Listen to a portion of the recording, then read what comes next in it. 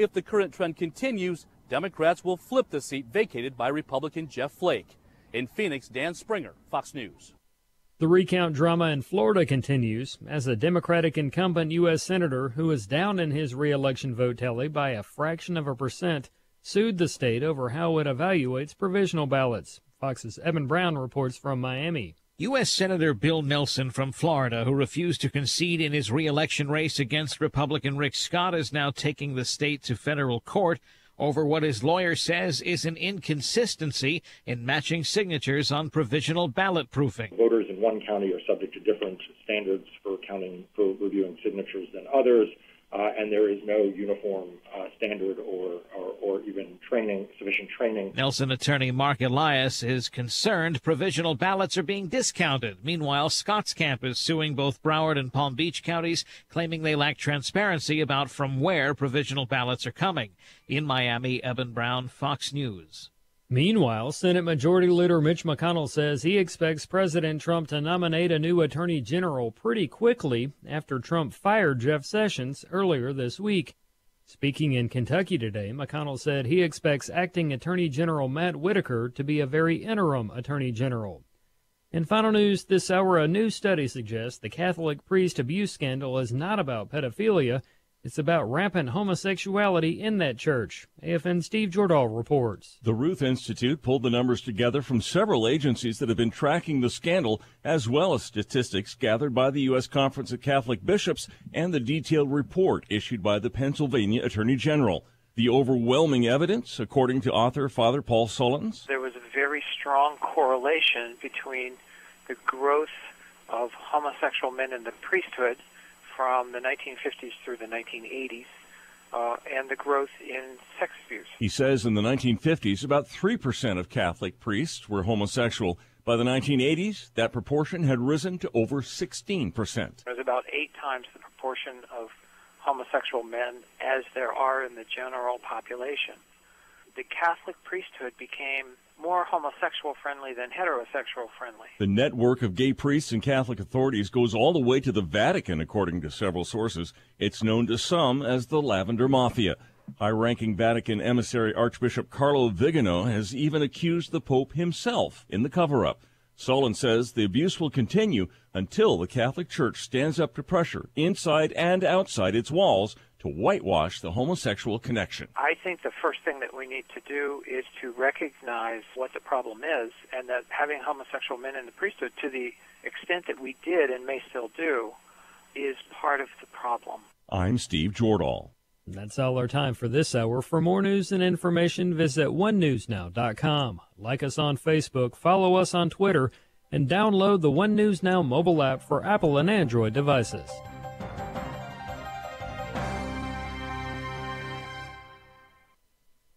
Family is an institution set forth by God, one man and one woman for life, with the outflow being children produced by that union. It's obvious to all that there is an attack on the family in our country, and especially on fathers.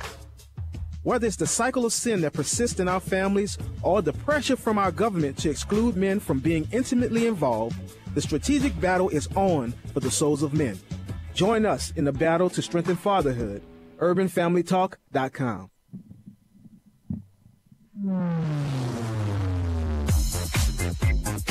She's sharp, pointed, and insightful. This is Stacy on the Right on American Family Radio and Urban Family Talk. And I think on health reform, on drug pricing, on a whole range of areas, on the issue of infrastructure, there are common interests if the president's team and the Democrats in the House can have the patience to sit down and talk to each other. The people of Florida deserve fairness and transparency, and the supervisors are failing to give it to us. Every Floridian should be concerned there may be rampant fraud happening in Palm Beach and Broward counties. This is the closest U.S. Senate race contest in Florida history. And even though Senator Nelson is still behind at this point, he and his campaign team and their attorneys fully believe in the end, they will win re-election. No ragtag group of liberal activists or lawyers from D.C. will be allowed to steal this election from the voters in this great state. I am proud to be the next senator from the great state of Florida and look forward to going up there and making Washington work for all Americans. And now, Stacey Washington. Welcome. Thank you so much for being here on a Friday. Yes. I love my job. I love being on the radio, but I also love the weekend. And this is the prelude to the weekend. It's the show. Afternoon.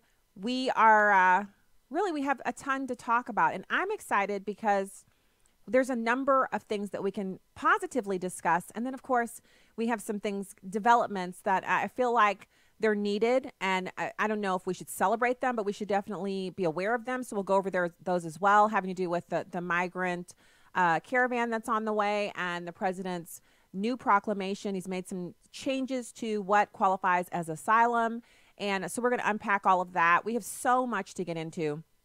We're going to have Sarah Rosier. She's a news editor for Ballotpedia. She's going to actually give us some 2018 election analysis, state government trifectas. Interesting stuff she's going to be bringing to the program next segment. We're going to take your calls in the last segment at 866-963-2037, 866-963-2037. And we are also going to be talking about the anniversary of the fall of the Berlin Wall and Veterans Day reflections, because, we're celebrating Veterans Day today. Well, some people are celebrating it tomorrow. Today's the last work day of the week. Some people are celebrating today. But we are definitely going to be talking about that a little bit. Right now, I want to get into our daily confession. It is Philippians 3:14. I press on toward the goal to win the prize for which God has called me heavenward in Christ Jesus.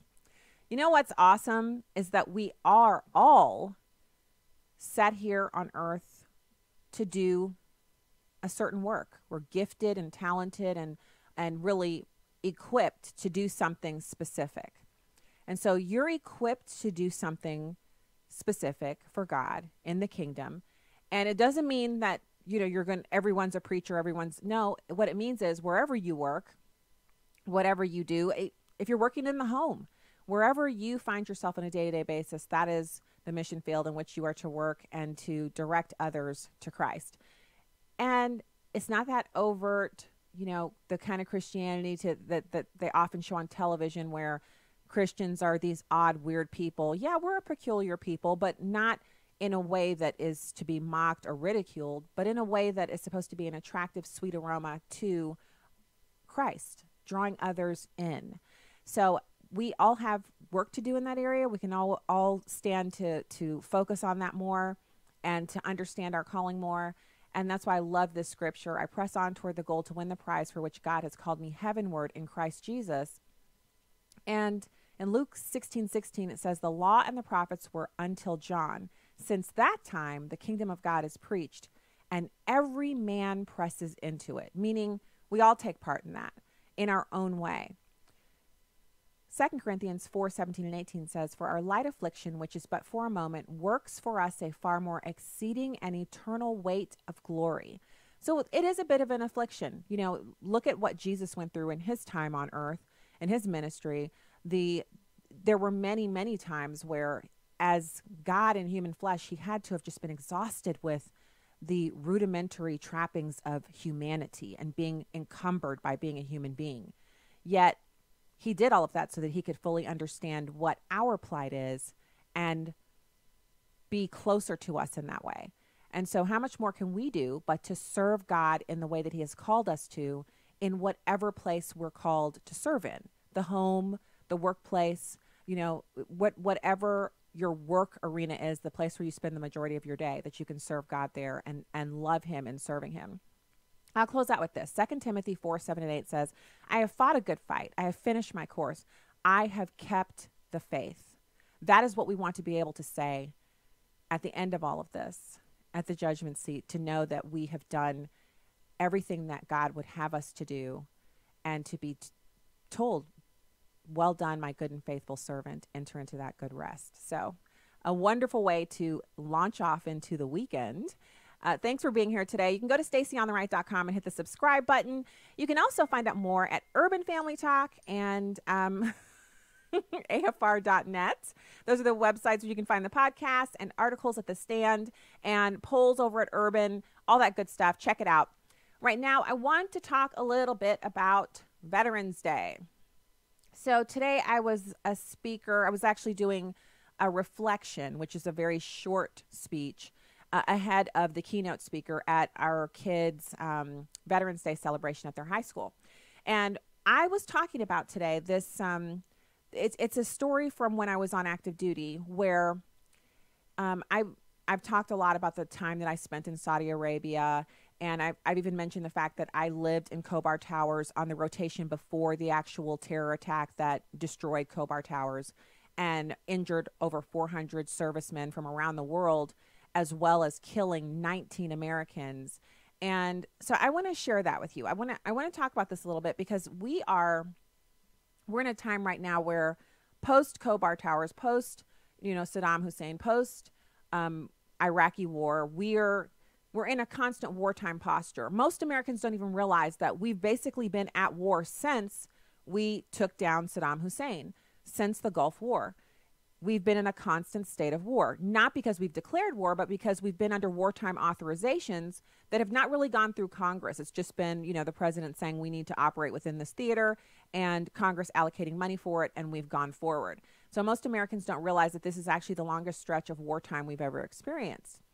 And so in light of that, I find it's often perfect to just stop for a second and reflect on that. And that's why I was so excited when they gave me the opportunity to speak today.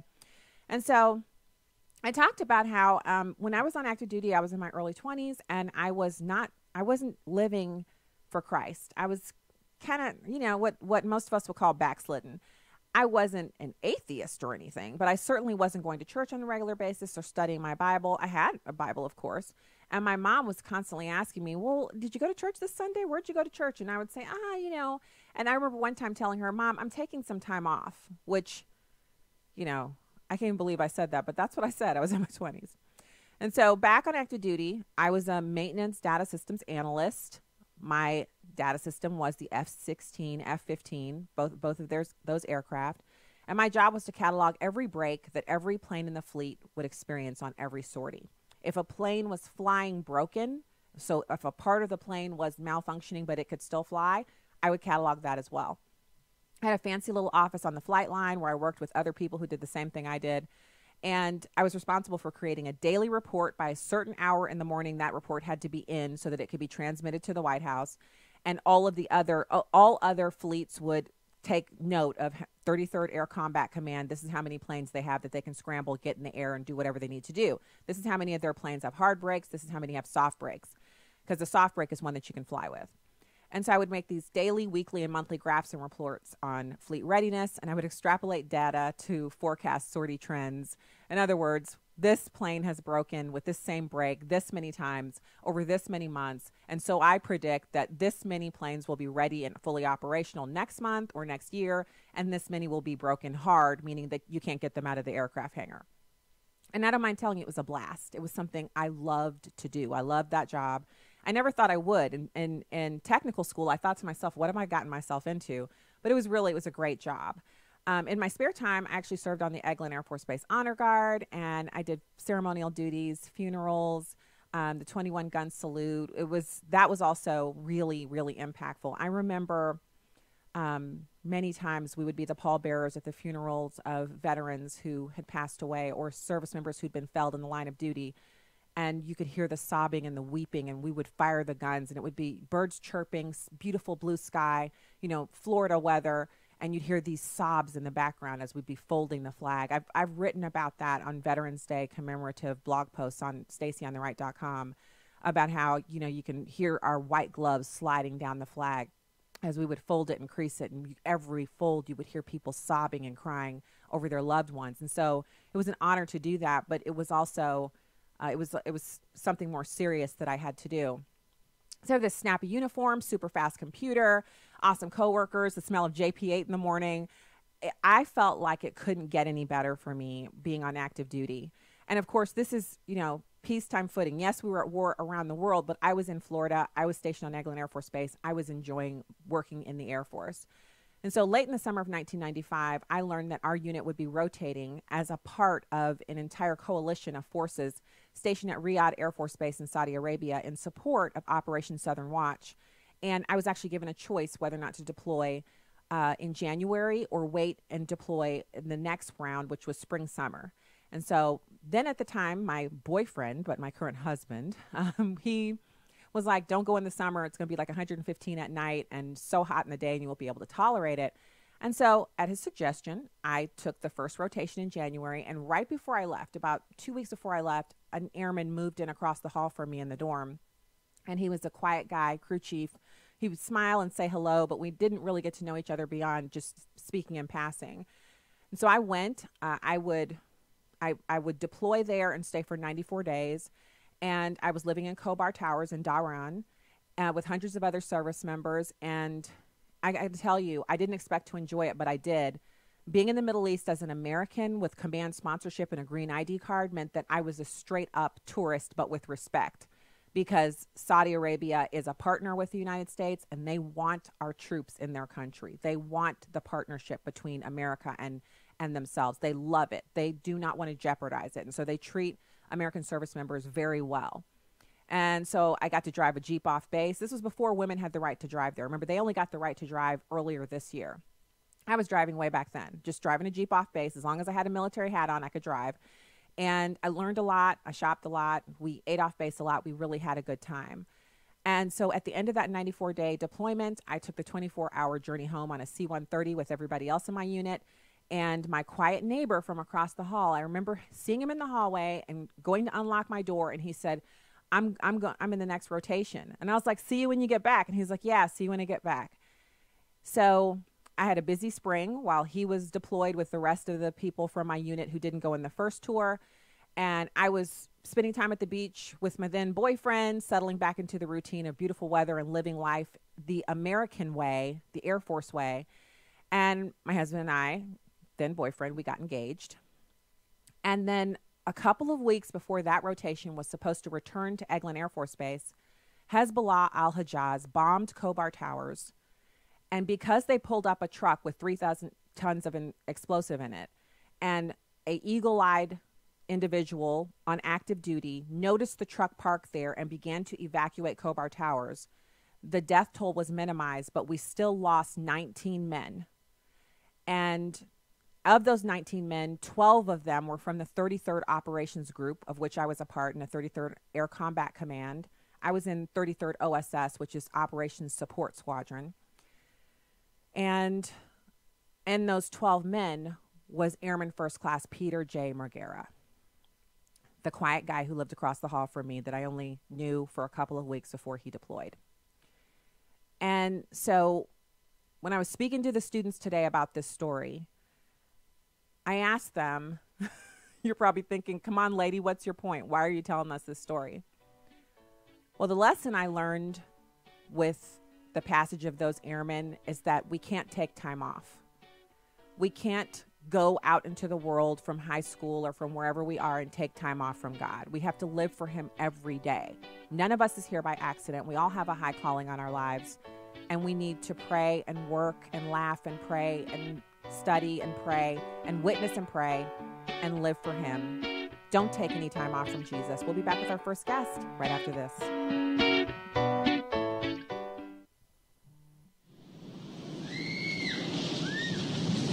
Are you still stuck on the healthcare roller coaster?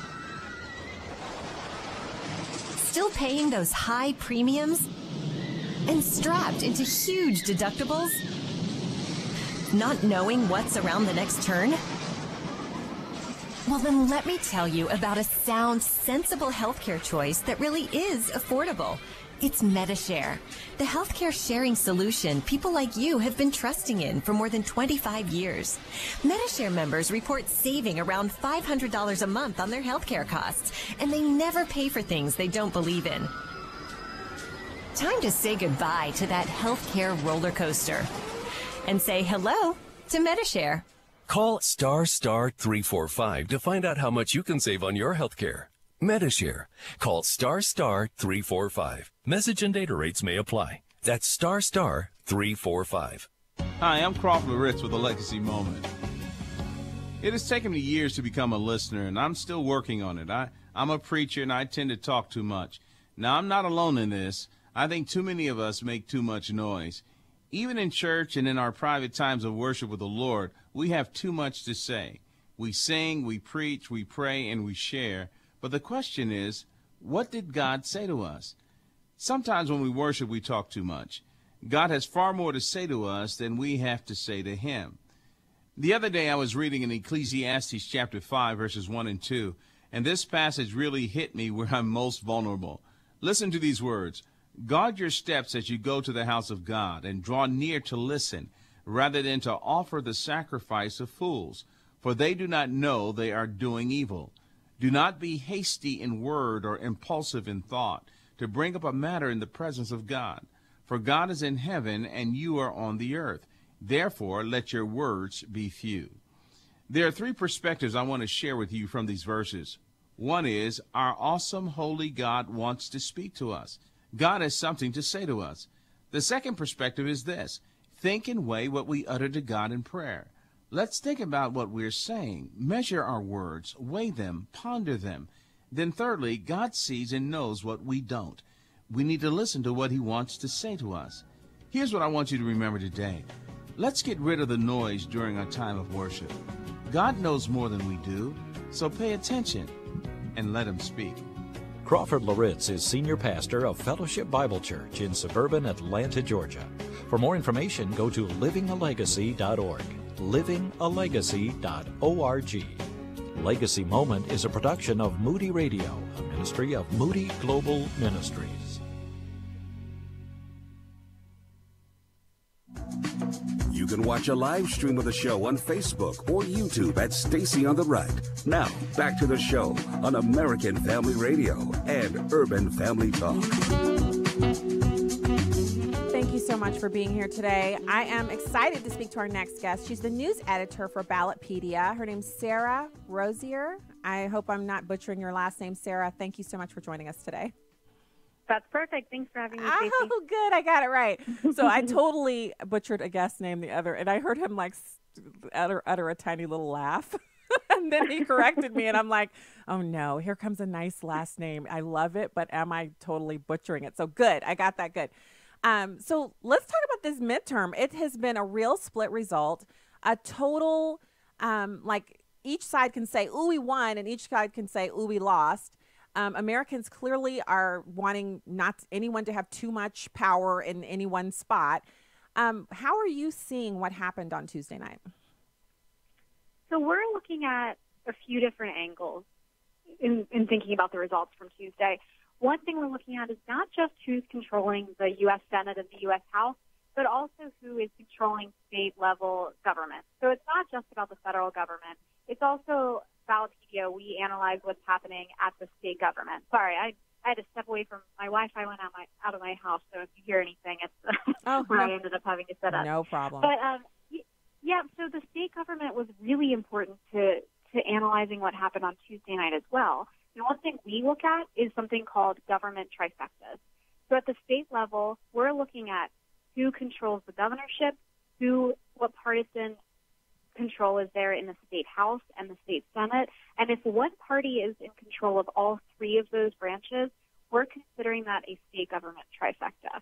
So that was really interesting to track how Republicans did on Tuesday night, not just in the, holding control of the Senate and even gaining some seats and then their reversal in the House, but also how the stranglehold on state governments that Republicans have had for many years, they've done so well at the state level, how that played out on Tuesday night as well. So that is an interesting phenomenon. And I live in one of those states. Here in Missouri, we have what Democrats begrudgingly call one-party rule. Now, in our population centers, they're heavily controlled by the Democrats. We have Cape Girardeau, Kansas City, and we have St. Louis. And there are population centers. They're also where you find the largest concentrations of Democrats. We also see in those areas, especially the inner city parts of those areas where Democrats have utter control, we see busted budgets and poor school outcomes. And so really it's one of those situations where We see a lot of complaining from, let's say, inner city St. Louis about circumstances in education and taxation, home values, services.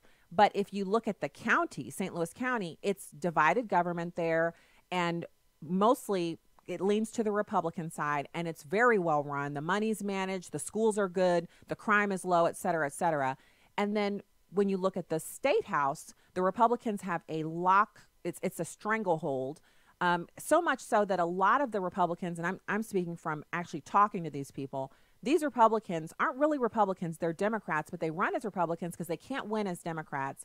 And when they get there, they kind of govern as moderate Republicans or right-leaning Democrats. But for the most part, everyone down there who has any power at all is a Republican. And so it's kind of like what you said. And the only way that changes in Missouri is if they radically gerrymander the districts, which that bill passed for us as well. It's called Amendment 1. And a lot of Americans in Missouri are going to be really surprised by what happens with that if it's allowed to stand. Where do you see, I noticed I'm on your website where you did the breakdown. You saw Democratic trifectas increase from 8 to 14. Do you see those states improving, giving total rule to the Democrats? Well, what happens under full trifecta control is it makes it a whole lot easier. As we know, when there isn't the threat of veto, the parties in control can pass more of the bills that they have interest in. So you look at a state like Illinois. So that was under Rosier, who was known as more of a moderate. He lost a lot of support from his Republican base heading into this election, too, because of his moderate views. But you do look at a state like Illinois, where they were trying to tackle issues like pension reform, some education issues under Rosier's direction the past 4 years. And the state legislature knew that they had the threat of veto coming from the governor's mansion. Now, when you're in trifecta control, that threat of veto is gone. So it's just like Congress. You think about now Trump has lost the House, so there's going to be more pushback and more ability for Democrats to push back on Trump administration policies. It's going to be the exact same with some of these state-level governments that have gone from divided to Democratic trifecta this year. I'm personally based out of Maryland, so for us it's a very similar situation to what you described in Missouri, except often opposite. So we're a very blue state in Maryland, but we have Larry Hogan, who is an extremely popular governor. I wasn't even expecting the margins by which he beat Ben Jealous on Tuesday night. They were very large. It was a clear message to statewide Democrats that they didn't necessarily like the candidate that was put up. So for Hogan, though, on Tuesday night, we saw the number of seats in the legislature, in the state delegates, for Republicans decrease. So these voters loved the top of the ticket, but by the time they were voting for their state legislators, they had a hard time continuing that Republican vote down the ballot. So this means it's going to be harder for Hogan to have meaningful vetoes because they can be overturned in the state Senate and the state House because of the margins there. So there's a lot of factors when you're looking at state government control as to what it means. But when you do have trifecta states, it makes it easier for the party in charge to push through legislation that they're interested in. So for Missouri, if you are a Republican in that state, you'd want that red trifecta control. And you look at the different states, Illinois, again, Democrats are very pleased with what happened on Tuesday night there because they won't have this subtle threat of a veto coming through with any Democratic legislation that goes through the state assembly and the state Senate. But you know what's funny about Illinois? They have this huge population loss that has not really abated. Year after year, they have more people moving out than moving in, which is decimating their tax base, and they have a serious pension problem. And so by giving the Democrats this kind of unimpeded rule, they're basically accelerating the demise of the state. I mean, we used to joke around about it when we first moved here that they should break Illinois up and divide it amongst the 3 states that border it. So obviously Missouri would get some of it. And the outstate of Illinois is extremely red, but the population center is so large that it basically nullifies all of the votes of the people from the outstate. And I used to joke around about that, but that was actually a proposal. I read articles about it. People are now much more seriously considering the fact that Illinois might not be able to to prosper and continue on as it is. And now that they've given all of the control to the Democrats, the same individuals who kind of ran the pension program into the ground, the same party that advocates for the kind of policies that drive Americans out of Illinois, the high taxes, the utter control, the command and control kind of processes for the people who live there. I mean, I don't understand that. I don't understand why they would say we need more Democrats in charge when the current situation is the fault of the Democrats. You know, we're talking 20, 30, 40 years of just Democrats kind of running ramshot over that state. I think it really has depended, especially in 2018, it depended on what candidate was running. You had a few states where Republican governors in deeply, deeply blue states held on. I mentioned Larry Hogan. You had Baker in Massachusetts. And I think it's just about the way in this post-Trump world and what we've seen with the Democratic backlash and everything that was part of the 2018 narrative. It really has depended on how well these candidates, governors, are able to connect with the people. And you saw people like Larry Hogan out on the streets in Baltimore during the riots in 2014 and 2015, and you saw him connecting with the residents of the state. I don't think Rauner was able to do that as effectively and efficiently, and that hurt his ability to govern and get reelected. So I don't, in this 2018 world, it's about what policies these politicians are heralding. And in Illinois, it just didn't seem like Rauner was able to connect with the base. He lost a lot of Republicans in that really heavy primary challenge this year. Right. And I think that translated over to the general election quite a bit. I think something that you're saying here, Sarah, that people would do well to listen to is that at the end, even with all of our technology and the very rancorous partisan atmosphere, and that some people love Donald Trump, some people hate him more than they hate cancer. It's just like the worst polarization. But in the end, the candidate, him or herself, matters almost more than anything else. You're saying that Rauner could have really survived had he connected with voters and had he been able to explain and articulate what he wanted to do and keep his coalition together. And some of these other candidates and other races around the country that have been really bellwethers, like Claire McCaskill, I think she really lost out to the youthful promise of Josh Hawley, in addition to the fact that her own base no longer trusted her. And so it was kind of like straddling the middle became such an exercise for her that she lost the trust of some of her coalition. So it's really the person, isn't it? The candidate matters a lot more than other things. It really does. It's why Texas, for us at Ballotpedia, when we started seeing indications that the Senate race in Texas was going to be close, it came down to personality. You had Beto O'Rourke, who was traveling through the state on a pickup truck and seemed to be very able to easily connect with those voters. It's kind of hard to have fathomed a Cruz reelection that would have been as tight as it was. And it was because of that. People are looking right now towards amiable personalities, who's going to connect with me, less about policy. The policy, we all already know our stances on and our own opinions on the major policy. But this election, it seemed to be a lot about, is the candidate connecting with me? Is he or she out there making an effort, relating to me? And that was a big thing this cycle that I think we'll see repercussions from for a while as the 2020 field starts gathering. I don't think we're going to see another election where it's two disliked candidates like we saw. A majority of America wasn't voting for Clinton or Trump. They were voting against one or the other. So I don't think we're going to see that same phenomenon in 2020 because we're all starting to see that this likability thing is a very big deal, and that played out this cycle. It's interesting because I agree with you that there was a huge coalition of voters on both sides that they didn't realize it maybe, but they were against Hillary Clinton. Like that was it for me. I was against her more than they were for the other person. And I wasn't so much, I wasn't ambivalent about Donald Trump, but I definitely was against Hillary Clinton. And when you talk about the likability factor, there's something that I discounted. I knew that the rallies were important and that they were filled with people who like Donald Trump. But it's one thing to know that or to watch them on a YouTube video. I attended one, and I'm telling you, the difference between watching it and being there is something like being on another planet. Like the electricity. I'm sure, yeah.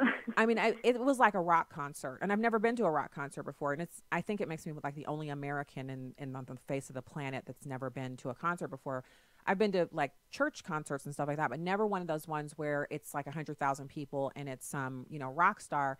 This is what that was like. I was there with thousands of people, and there was no one in the room who didn't like or love or adore Donald Trump. Mm-hmm. And so there is Right. a huge coalition of Americans who really they're looking to connect with him. They hang on his every word. They appreciate his stances. The question is, how does he translate that to a larger group of Americans? Or conversely, how do the Democrats put someone up who connects at a greater level than Donald Trump does, even reaching into that independent middle portion of the country, who really, they've not been the ones who needed a rock star. They're not the ones who were enamored with President Obama. Exactly. You know what I mean? These are not they're not looking for a hero. They just want someone who's sensible and kind of moderate like themselves. I'm wondering which of the Democratic candidates even looks similar to that description. Yeah, it's hard. I mean, we're already starting to hear from candidates who have expressed interest in 2020. I don't know if Democrats have that right balance yet. I think you look at some of the older bench that Democrats we're still hearing about in the media. We're still hearing about, is Elizabeth Warren going to run in 2020? What about Joe Biden? Yeah. And it's like, that's not, 2018 tells us that it's going to be somebody, if Democrats put up somebody who could be a real obstacle to Trump, it's going to be somebody like Beto O'Rourke, not him because he didn't pull off the Senate win, but somebody like him where it's not as much about policy as he's a likable guy. You watch him and you're like, yeah, he's easy to relate to. And I don't know if that person, we've heard about Kamala Harris possibly running and those type of candidates, but I don't know if they're going to strike that correct balance yet. And I think in the next few months, 2020 is going to heat up really quickly. So we're all kind of buckling down for that already at Ballotpedia, but we'll have to see just how that field starts coming out of the gates and who is understanding this. And it's not just personality in kind of the grandiose personality Trump has and Elizabeth Warren and those types of candidates. It's exactly what you said. The middle is just looking for somebody who is relatable, who is measured, a little bit more measured. And I think that's what Democrats are going to have to look for if they're going to put up a challenge to President Trump. Well, I think your analysis is dead on. You're making some points that people should save this clip from the show and send it over to their strategists and the people who are combing the ground for candidates, because the likability factor is probably going to be the make or break issue. It's funny because I feel like the policies are super important, and I don't actually care if I like the candidate. Like when Ted Cruz was running for president, I was fine with it. I don't have to like you. I just want you to be able to do what you say you're going to do and to be able to effectively govern. But for a lot of Americans, they want that friend, and so it'd be great for people to consultants to be looking for that when they're deciding who they want to support. Sarah Rosier, news editor for Ballotpedia, thank you for joining the show today. Have a great weekend. Yep. Thanks for having me. All right. Talk to you again soon. We will be back with more. Your calls up next, 866-963-2037, 866-963-2037. Back in a minute.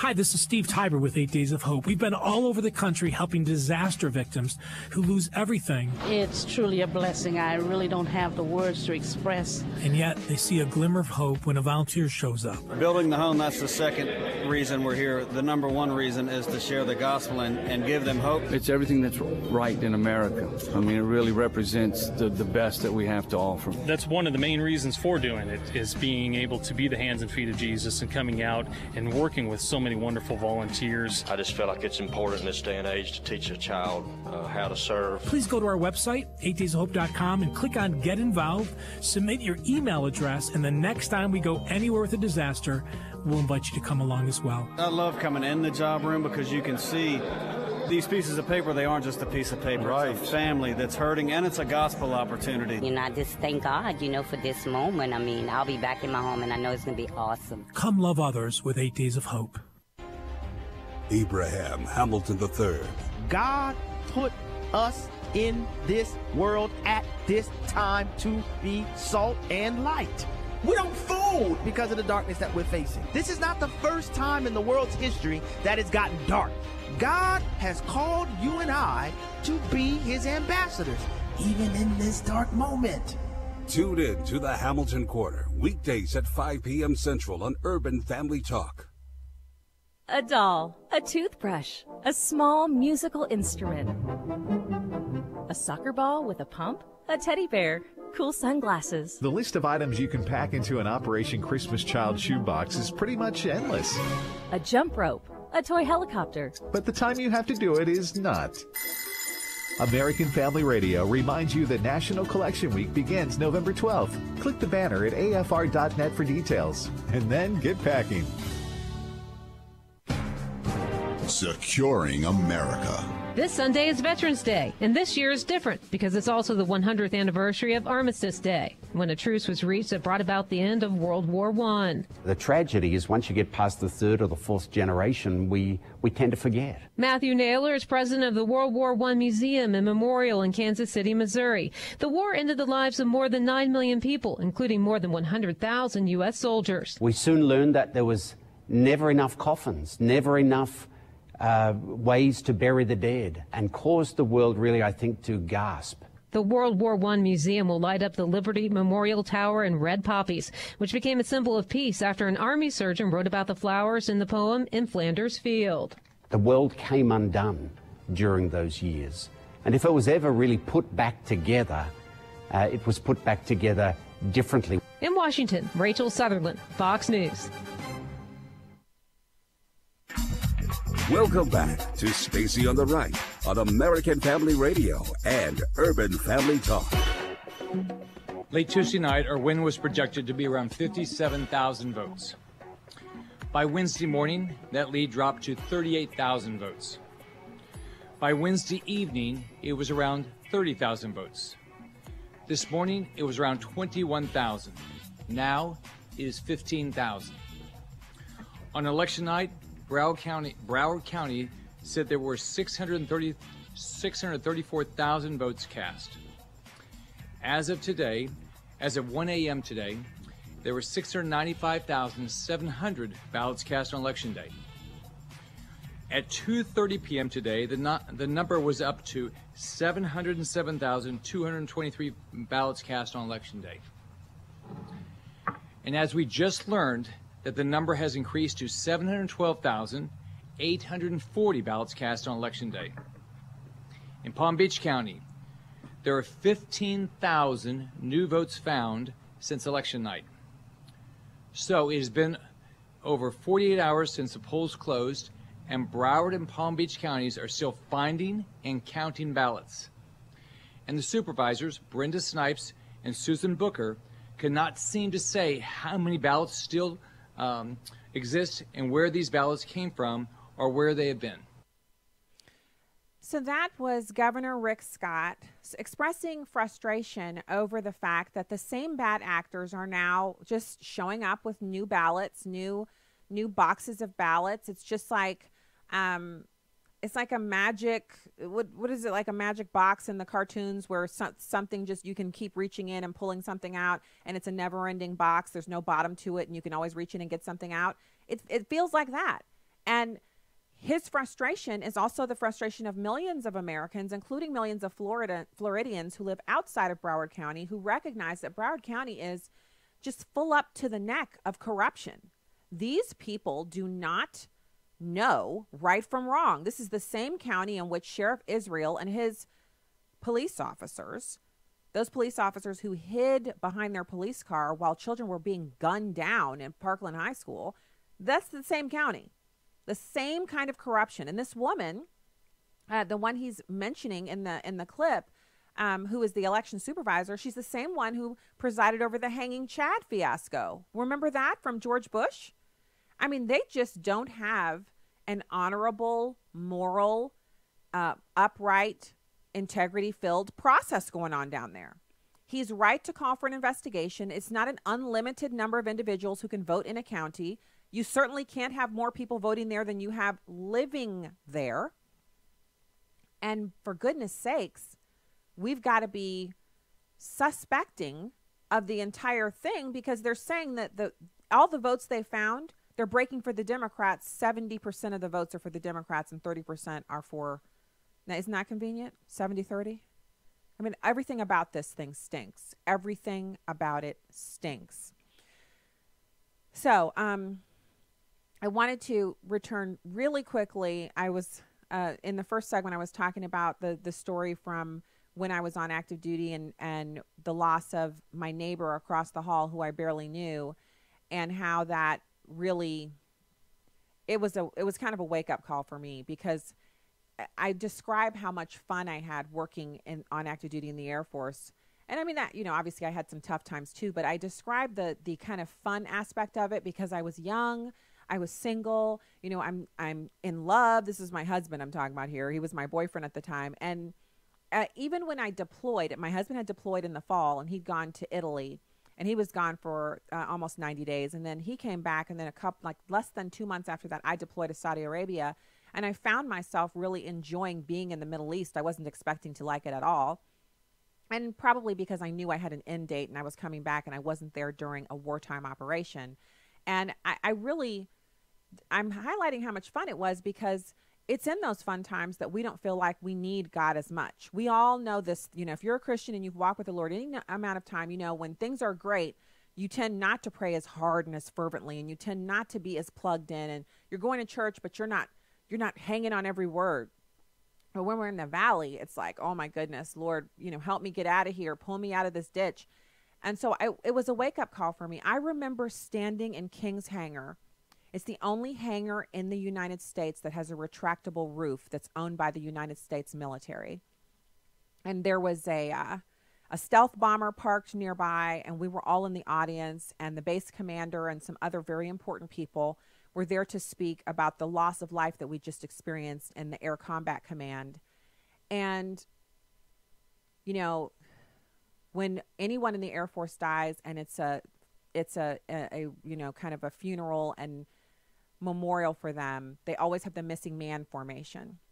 And so this was no different. We were sitting in the hangar and the roof retracted and a number of speakers spoke, and then we all sat in a moment of silence, and 4 F-16s screamed by, and they broke the sound barrier, and then one of them lifted up to the sky, and that represents the people that you've lost. And there wasn't a dry eye in the house. I was sitting there. I wasn't sitting with my husband, but we were all in the same section of the seating area.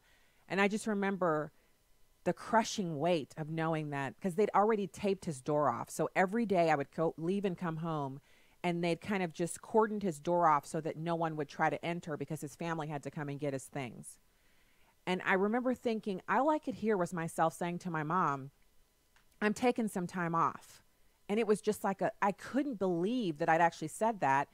And it was a turning point for me, because I really began to go back to my roots of being in church and studying the word. And I didn't find a church home there.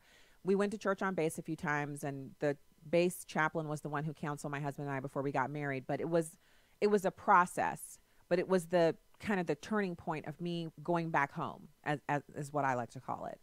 And so when I was talking to those students and parents and family members and veterans and first responders today, I wanted to make sure that they knew that, we don't all need to see someone else die in order to understand how important it is for us to connect with Jesus Christ.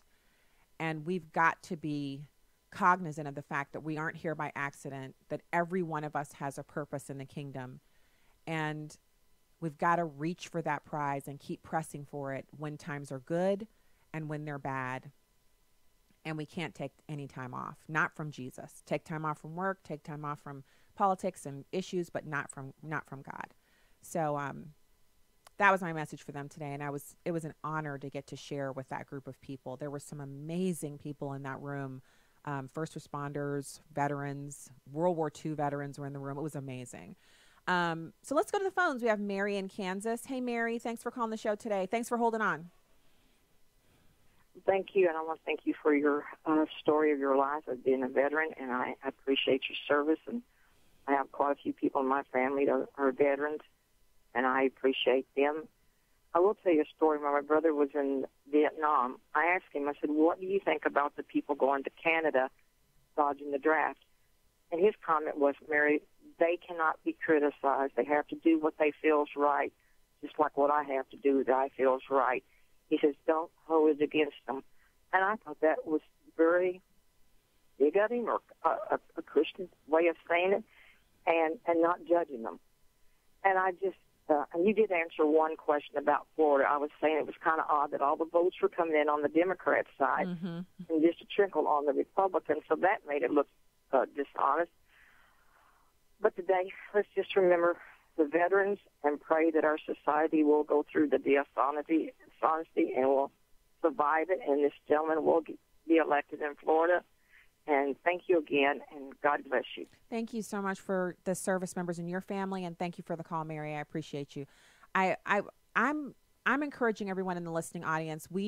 I can't stress it enough. What we usually say is, after we've tried every little thing, then we say, well, let's pray about it. Or I guess I'll just pray about it. This has to be our first step, is to pray for justice and honest dealing down in Florida. We have to pray for that.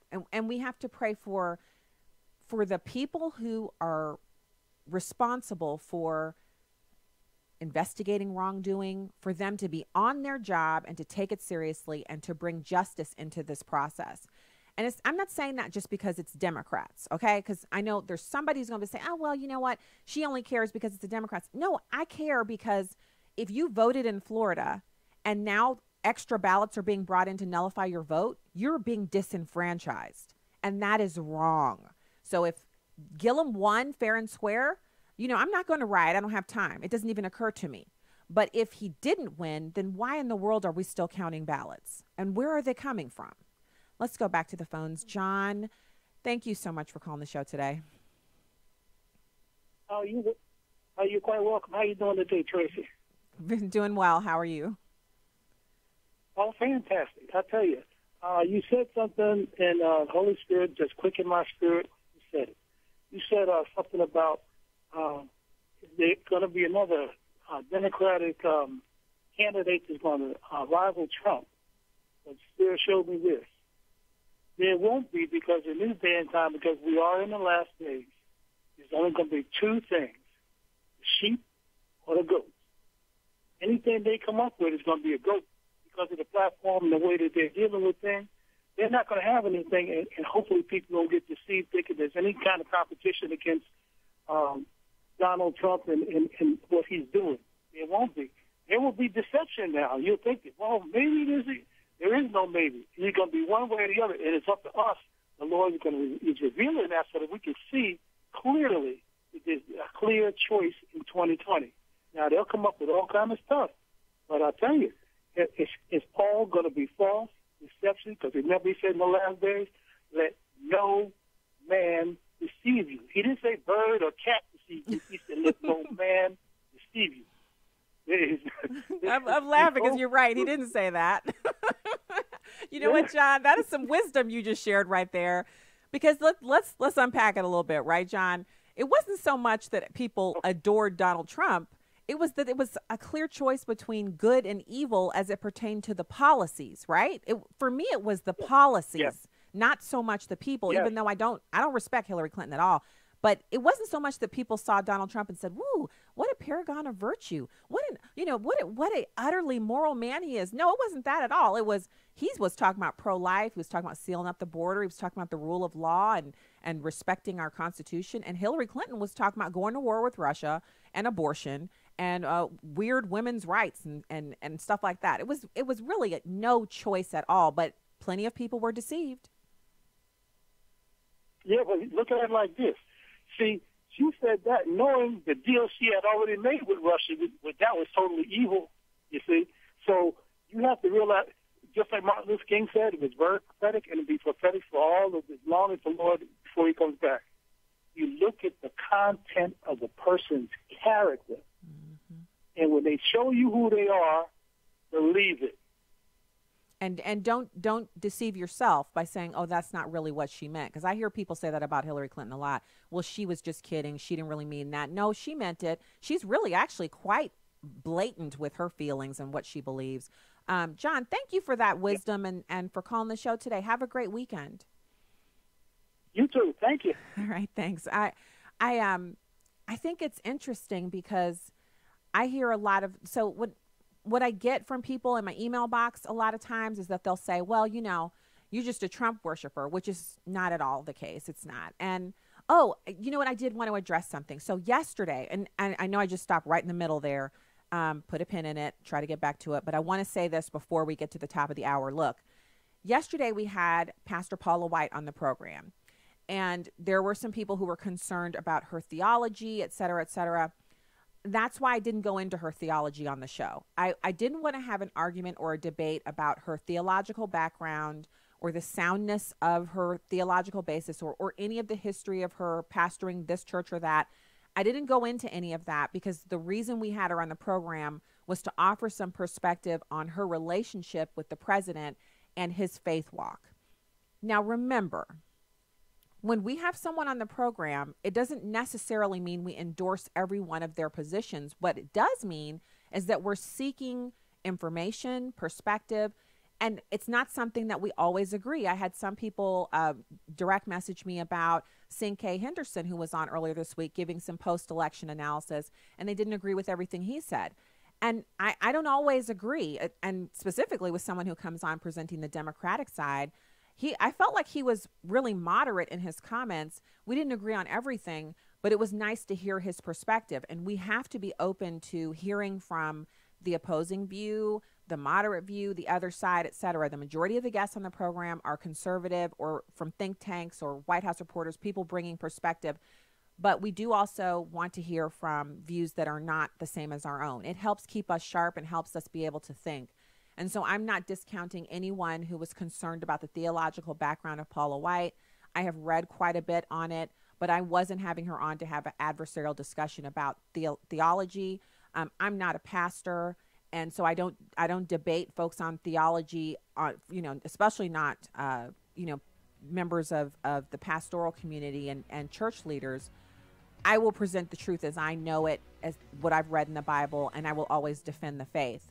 But I just wanted to clarify that. So don't feel as if that was an endorsement. It was an interview about the president and her perspective. That's the music. You know what, citizens? Good evening from the heartland. Guess what? You have onenewsnow.com. News and information up next if you're sticking around. If not, good night and see you next week.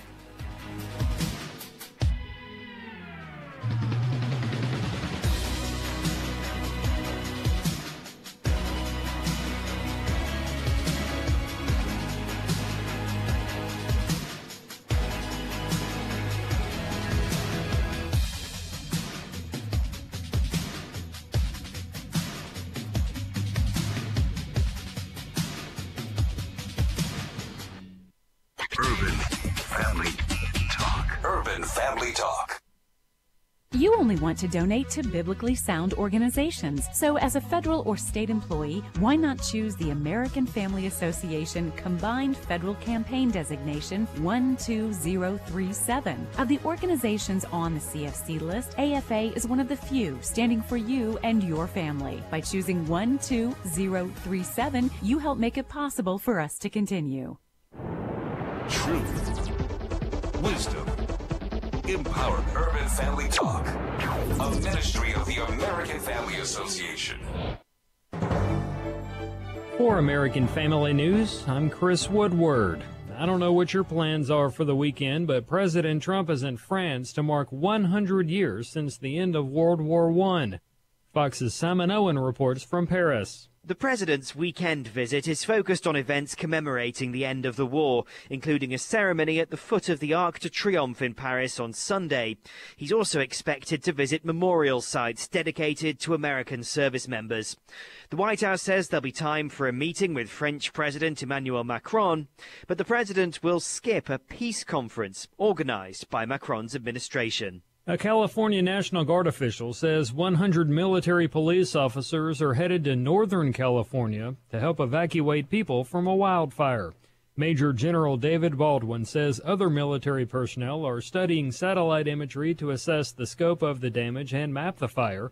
The ferocious fire near the Northern California town of Paradise has grown to nearly 110 square miles. This evening, the Ohio Religious Coalition for Reproductive Choice is planning what it calls a blessing of an abortion center located in Columbus, Ohio. Originally, the blessing was supposed to take place at Planned Parenthood and appeared to be a response to the closing ceremony of the 40 Days for Life campaign. Although the Planned Parenthood event has now been taken off their website, the coalition's Facebook page now has an event for a blessing during the same time at a different abortion facility, in this case, Your Choice Healthcare. It seems that Planned Parenthood may have canceled the blessing of their facility after it received national attention and requested that the blessing be moved to another abortion facility. Regardless, the pro-life group Created Equal will still be having an event outside Planned Parenthood in Columbus. Mark Harrington of Created Equal. Well, we'll be holding up the truth of the Word of God, and that is that abortion's murder, abortion's child killing, abortion's child sacrifice, and pointing out that these aren't religious leaders. These are just people that are co-opting religion in order to move forward an agenda of child killing, and they realize that they cannot succeed unless they co-opt the Bible and religion in order to move forward their agenda. So they're trying to normalize abortion by putting it under the banner of religion. Some women who had abortions and now regret it will be participating in tonight's pro-life event. U.S. Supreme Court Justice Ruth Bader Ginsburg has been released from a Washington, D.C. hospital. Here's Fox's Rachel Sutherland. The 85-year-old justice is working from home today as she continues to recover from fractured ribs suffered in a fall in her office earlier this week. Her nephew told Reuters that Justice Ginsburg was up working and making jokes in her room before she was released from George Washington University Hospital. A survivor of both colon and pancreatic cancers, Ginsburg is the oldest justice and one of 4 liberals on the U.S. Supreme Court. In Washington, Rachel Sutherland, Fox News. There might be a new treatment for certain people who can't eat gluten. Fox's Joy Piazza has details and House Call for Health. For people who suffer from celiac disease, being gluten-free is far more than a fad. Celiac is a disease of the autoimmune system, and those who have it suffer severe intestinal pain when they eat gluten. It can also lead to other more serious diseases. But now there's word of a vaccine in development that could allow those with celiac disease to eat food with gluten without the pain. The vaccine is called Nurvax 2, and if approved by the FDA, it could provide much desired relief, especially for sufferers who accidentally eat food with gluten. Joy Piazza, Fox News. And another case of identical twins who apparently end up doing everything together. In Fresno, California, identical twins have given birth about 2 hours apart from each other. The Fresno Bee reports that Baoku Yang went into labor on Sunday, but shortly after, her sister Balnia Yang began experiencing contractions too and alerted her sister that she might be in labor. She was right. Baoku gave birth at 6:59 p.m. Sunday. Her sister delivered at 8:48 p.m. And, this may come as no surprise, both babies weighed almost the same amount at birth. Find more news at onenewsnow.com. I was on my way to work, drinking, and I passed out. Next thing I know, I was in the hospital. That's what brought me to Teen Challenge. God got my attention, and I'm here. I know that I'm a child of God, and I'm loving every bit of it. If you or a loved one are struggling with addiction, Adult and Teen Challenge can help. There are centers across the country, and you can find the one nearest you at 855-END-ADDICTION or at teenchallengeusa.com. This is Urban Family Talk.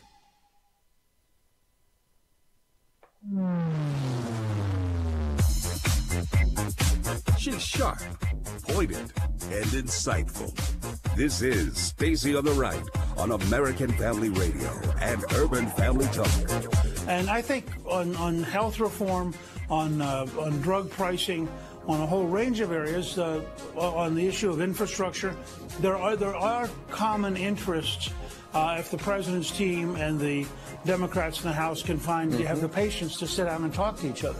The people of Florida deserve fairness and transparency and the supervisors are failing to give it to us.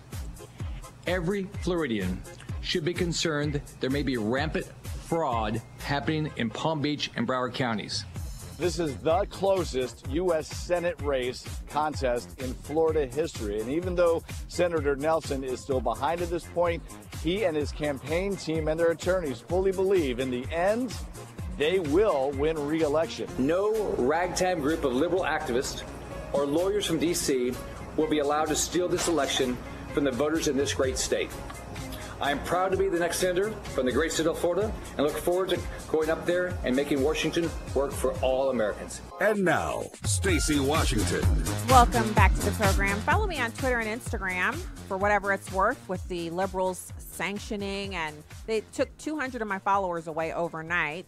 But, you know, we do what we can. I'm still tweeting. I'm still on the platform. It's at Stacey on the Right on Twitter and Instagram. And then you can also find me at StaceyOnTheRight.com, AFR.net, and UrbanFamilyTalk.com. Welcome to the program. Happy Friday to ya. And I hope you have great plans for the weekend. If it's nothing but rest and relaxation and getting in the pew on Sunday or Saturday evening, yes to all of that. And I encourage you to find it at your church or perhaps Bible Study Fellowship or CBS, any one of those organizations that has Bible studies around the country. Find one in your local area. It's a great way to plug into other Christians. You'd be surprised at how many people study the Bible religiously as a part of their Christian walk, and it's a wonderful way to draw closer to God and to really, you have to gird yourself up for the times that we live in. So really glad to have you with us today, this afternoon on the program. We have Zach Morgan. He's a staff attorney for the Institute for Free Speech. He is one of our favorite guests and really, really nice young man, married. They live in D.C. He's an attorney, and I met him at the Trump International Hotel in the restaurant there when I was having dinner with my associate producer, Demetrius Minor, on a trip to D.C. I was there to actually visit the White House, and we all happened to be in town at the same time, and we had dinner. And so I got a chance to meet Zach. Really nice man, really someone that we are so grateful to have on the program. So he'll be with us next segment. And I want to talk a little bit about the Berlin Wall coming down. So known on the program is that I grew up in Germany. And when I was a kid, we actually took a field trip to the Berlin Wall. And a part of the field trip to the Berlin Wall back then actually allowed you to take your tour bus. You'd be in Berlin, and we would tour the city of Berlin. We would get out and go to a couple of landmarks there, then get back onto the charter bus, and we would take the charter bus through the Checkpoint Charlie in the Berlin Wall, and you'd get to do like a circuit around in the other side of Berlin and then come back through the wall. So we couldn't get out while we were there, but we could take a tour. And it was like literally, I remember as a kid, I described it to my parents the night that we came back from that trip. I described it to them as going from color world to black and white world, because everything on the other side of the wall in East Berlin was so colorless and gray and shabby, really just old and shabby looking. And so later on, I was in college when the Berlin Wall came down, and my parents actually have a piece of it at their house. It's among some of the things that they brought back from Germany after living there for 14 years. And they have a piece of the Berlin Wall. It has the graffiti and everything. When they tore it down, they broke it into chunks, and they used the money that they raised by selling off the pieces it was a part of the effort where they tore the wall down first, and then they began to pour money into East Berlin to try to bring it up to speed with West Berlin and West Germany. East Germany had to be basically uplifted by West Germany because they were so far behind the times after that separation, the wall separating them, the lack of commerce, et cetera, et cetera. And so it's wonderful to have that anniversary. We had now entered into an era in our international politics where the Berlin Wall has been down longer than it was up, 10,300 and some odd days that it was up, and now we've surpassed that in the time that it was down. So it's a blessing to think back on that and to ponder it and to really consider where we are. It's not all bad news, and we really have to keep our perspective, you know, as the little girl said in the video, keep our feelings low in the middle, not too volatile, not too much movement, just view things the normal way. So I'm really excited about that. I have a lot of memories from growing up in Germany and the travels that we had and the things that I got to see, which at the time, they didn't seem so extraordinary. But now, after living in the United States, and I know it sounds weird for me to say it's so much fun to live in the United States, but I grew up in Germany. And so I love Germany. It's a beautiful country. It was a wonderful place to grow up. But America is just so much fun. There's just no other way to describe it. America is so much more. America is so, as the youth like to say, America's extra. Everything here is extra. So we have to be so grateful to God that we're living here and that this is our country and that we're citizens here. So really wonderful to think about that. Now I want to go back to, you have Governor Rick Scott, and I mean, he was laying down the law in this press conference. I have a little bit more audio from him because it's instructive for us to understand where he's coming from as the governor of the state of Florida and knowing what has gone on before with election fraud, voter fraud.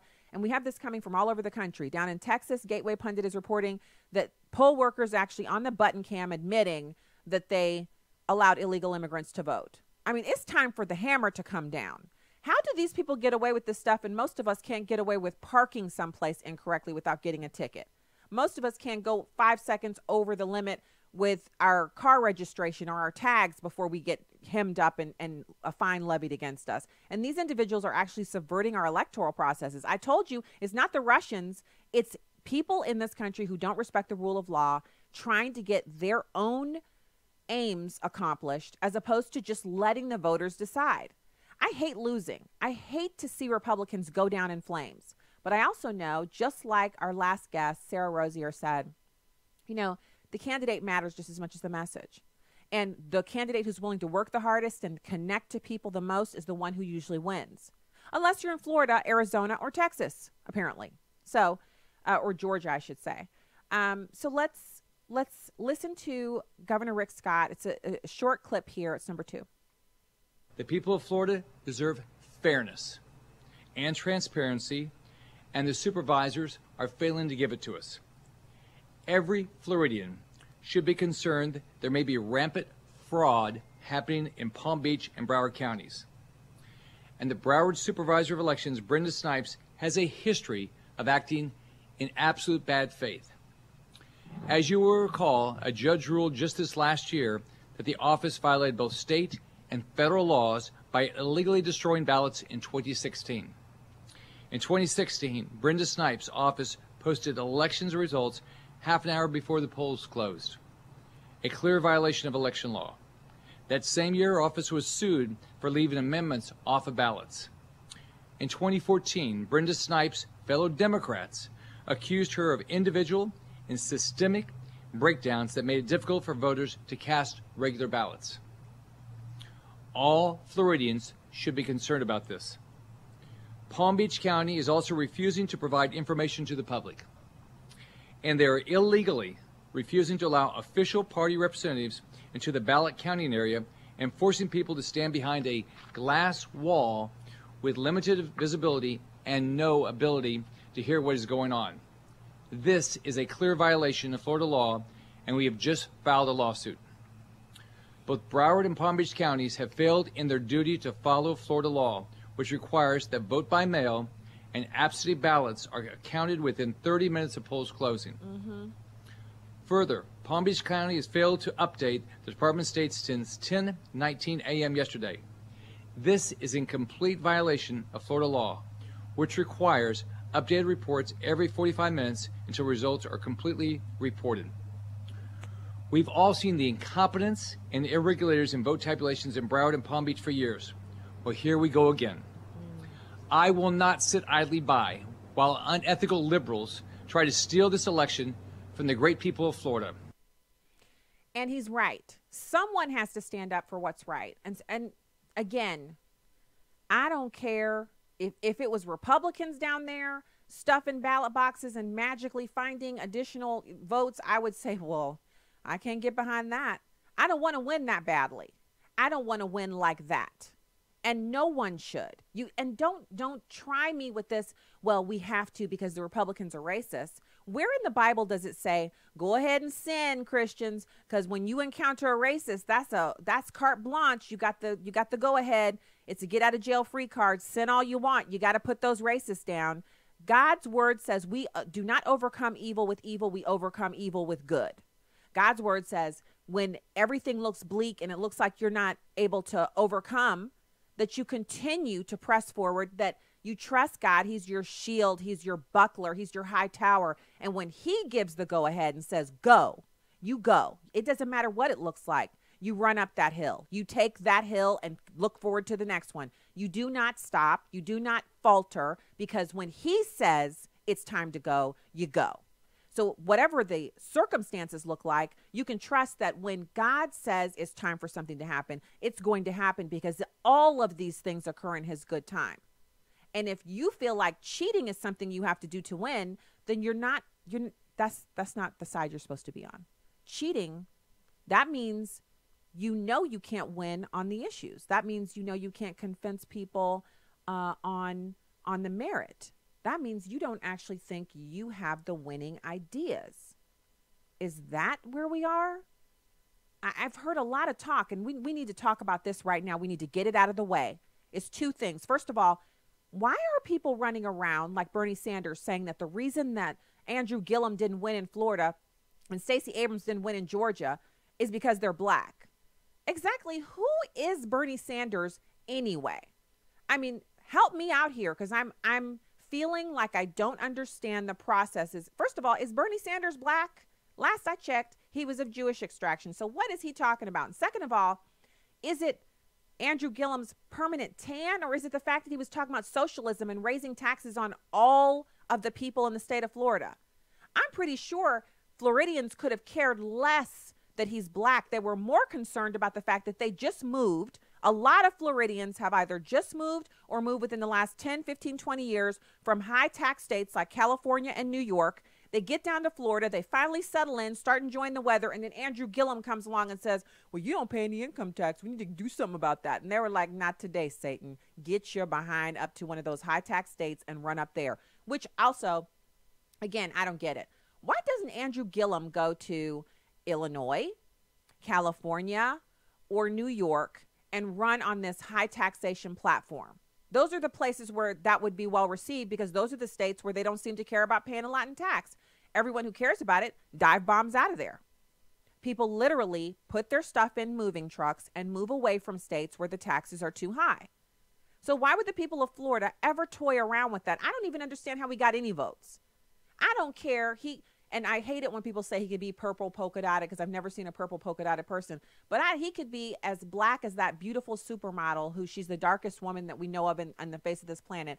He could be an albino. I don't think it would have mattered to voters. What mattered to them is that he said he needed to put an income tax instituted so that he could pay for the government programs he feels Floridians need.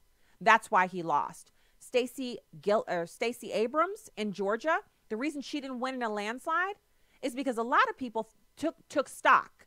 They looked around their house and their safes and they're under the bed and on top of this cabinet and then the secret compartment over the headboard, and they saw their guns and they saw the fact that they own AR-15s and that there are so many other long guns that have the same capability and take the same ammunition as the AR-15. And they thought to themselves, this woman isn't just about banning my AR-15. She actually would toy around with trying to get a bipartisan coalition together to come to my door and confiscate my firearm.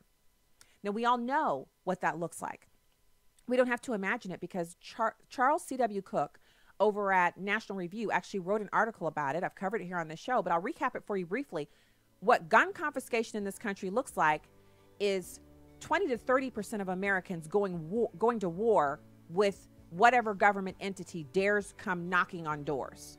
It means literally another civil war. That's what gun confiscation looks like in a country where the Second Amendment is a God-given, constitutionally protected right. That's why she didn't get elected. Who cares what color she is? When we get back, we have Zach Morgan, staff attorney for Institute for Free Speech. Keep it here.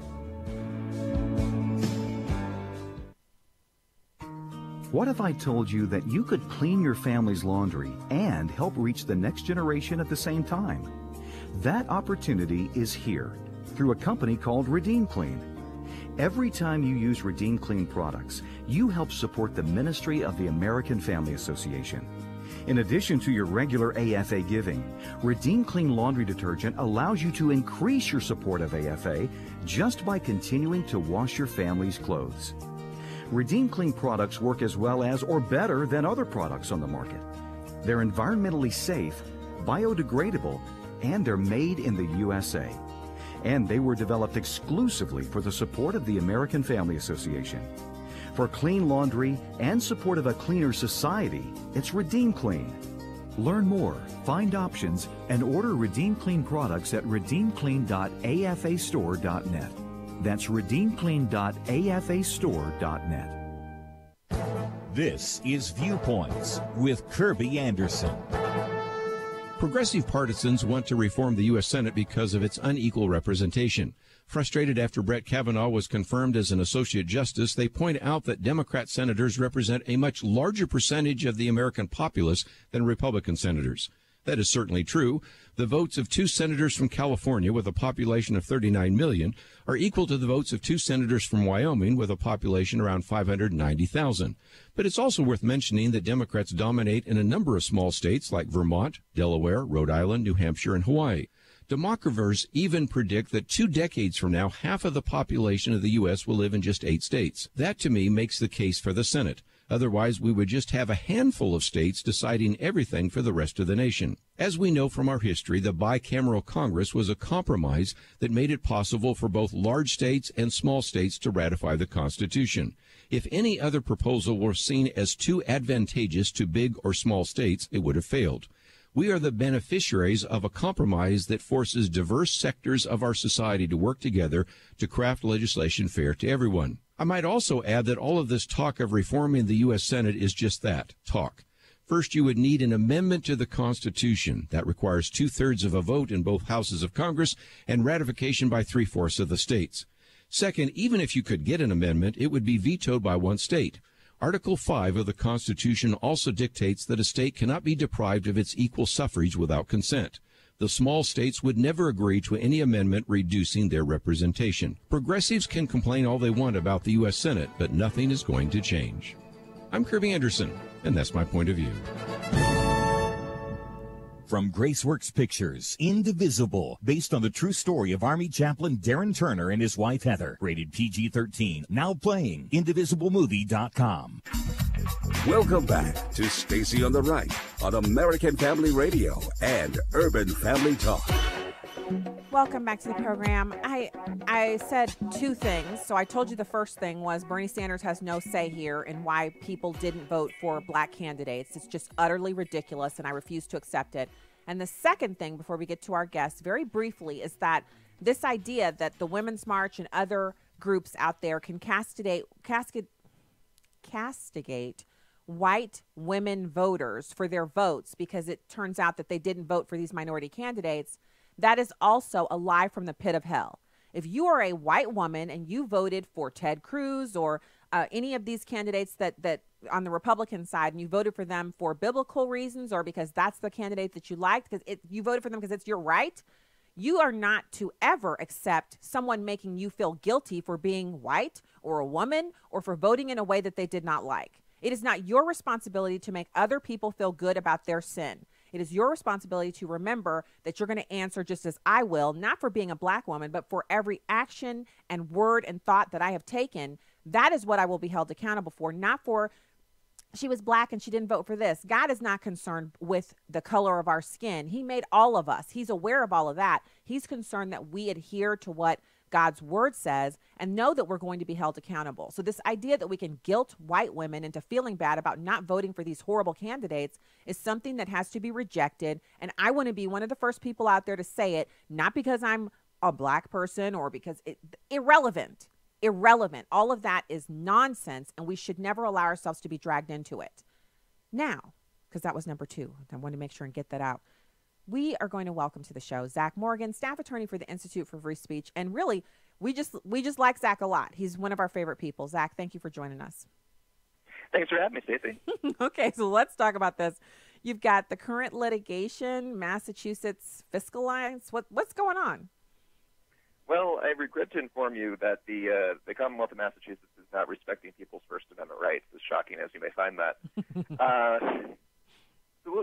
What I'm representing is a group called the Massachusetts Fiscal Alliance, and we're challenging basically a tax on speech that Massachusetts has, but a similar law was recently adopted in South Dakota, Rhode Island, Maine. This is a sort of a cancer that's slowly starting to infect just generally discourse in the country, where the government requires, on the face of every communication that mentions the candidate, that the government gets to take up about 20 to 30% of the message with the government's own script. In its own way, it's kind of a political tinge to the pro-life pregnancy center case, where the government was forcing people the crisis pregnancy centers in California to carry the government's message about abortion and government services.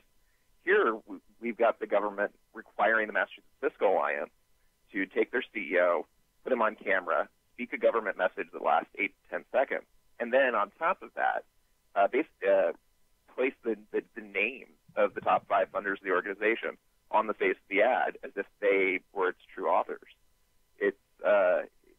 It's one of the most aggressive campaign finance laws in the country, and so we've decided to try to vindicate the First Amendment.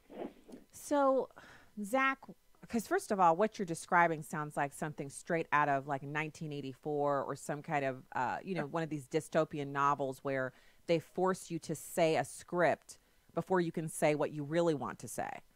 In other words, we even control the words that are coming out of your mouth. Obviously, this would be unconstitutional. Do you expect to win, or? Well, I have to say it is really depressing, the scope of the law. It's not only that they name the person it has to be as well. It has to be the CEO or principal officer. The organization can't even choose their own spokesman. It has to be on camera. The state filed some paperwork actually saying that it was important that he make eye contact with the audience as he mounts the state's words.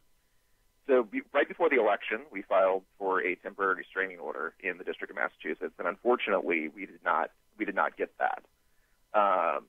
So we're going to continue fighting. Hopefully, I do agree with you though. The compelled speech doctrine in the Supreme Court is extremely clear in cases going back to the 1960s that the government can't tax speech this way, let alone force organizations to dox their principal funders at the cost of talking about politics in the state. But unfortunately, right as of now, that's still the law in Massachusetts. And I'd add on Election Day the other day, the people in North Dakota, they voted on a measure instructing the state legislature in North Dakota to craft a similar type of disclosure laws. So this is something that needs to be arrested, and hopefully this case can be a vehicle to do that. I am still trying to figure out how. So, in other words, bad behavior begets bad behavior in other states. So one state's doing something wrong, and the other states are like, "Hey, that's a novel idea. We can control people and what they say. Let's do that over here too." Are you talking about taking it to court in Massachusetts, and then what after? Because if you lose there, then you would appeal to, would it be one of the appellate circuit courts, or does it go straight to the Supreme Court? So, yeah, that's a great question. So we filed in federal district court. Depending on how that goes, obviously, at the end of the day, then you go to the Circuit Court of Appeals. The First Circuit controls that. And then ultimately, if it has to go that far, it would be a case that the Supreme Court might hear. This is something that I think that the court needs to address in some fashion, if not in this case, then in another case. Because so many people, when they think about these campaign finance laws, they think really all it is you're just forcing the disclosure of extraordinarily large funders who directly pay for communications.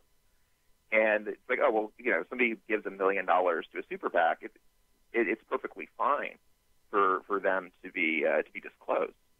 And because the court allowed sort of that to occur, the states have just decided to take that ball and run with it. And now, the law in Massachusetts is triggered by spending $250, and it applies to all communication, written, print, internet, online. Some form of government speech has to be placed directly on the form of the communication. And what's kind of funny about this, in our case, the state senator that their communications was going to mention was running uncontested. There was no threat to his reelection. The communications they wanted to run were just talked about a legislative pay raise and said, contact your state senator, see how he voted on it, and hold the line against government spending. It had nothing to do with the election at all, but nevertheless, the state of Massachusetts said, okay, we need your CEO to stand up there, look into the camera, say this script that we have written for you. And then on top of that, we would really like to know the 5 major donors to your organization, even though typically speaking, that information is kept private by virtue of the federal tax code. So hopefully this does get shaken out, because it is a very egregious First Amendment violation.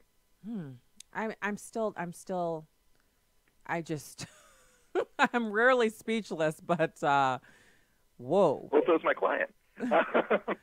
I guess so he can't say anything. Oh, wow. Yeah.